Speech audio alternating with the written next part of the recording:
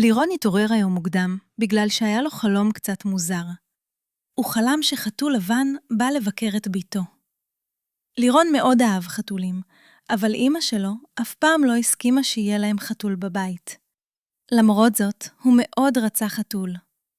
יום אחד, לירון שיחק בחצר וראה 3 חתולים. חתול אחד היה כולו שחור. הוא היה הגדול יותר מבין הקבוצה. החתול השני היה חתול ג'ינג'י, והוא היה הקטן מבין ה3. והחתול השלישי היה בצבע לבן, ממש כמו בחלום של לירון.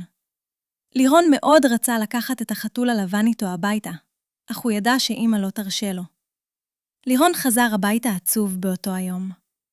אבא ראה את לירון יושב עצוב על הספה וניגש אליו. מה קרה לירוני? שאל אבא.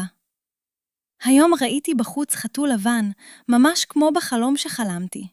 מאוד רציתי לקחת אותו הביתה, אבל אמא לא נותנת לי, ענה לירון.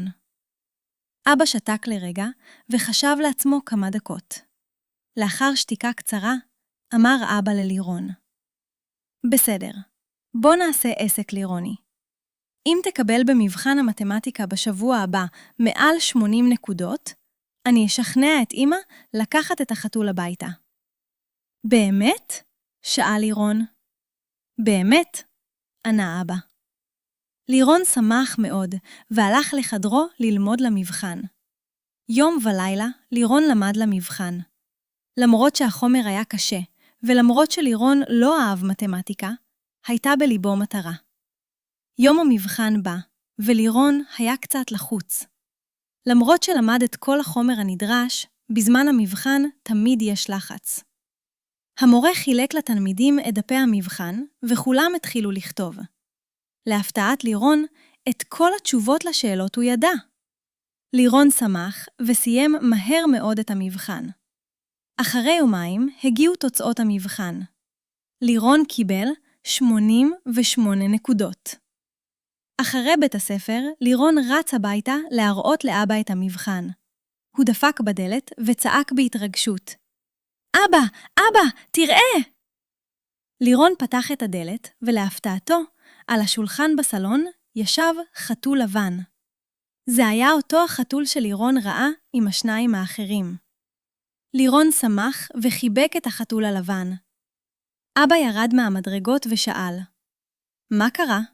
מה כל הצעקות האלה, לירון? אבא, אמר לירון, רציתי להראות לך את המבחן שלי. קיבלתי 88. רציתי שתשכנע את אמא לקחת את החתול.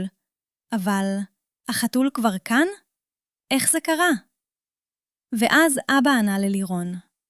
אני ואמא ראינו איך עבדת קשה ולמדת על המבחן. החלטנו שהעיקר הכוונה. גם אם לא תצליח, לפחות ניסית. אז החלטנו לקחת את החתול הביתה.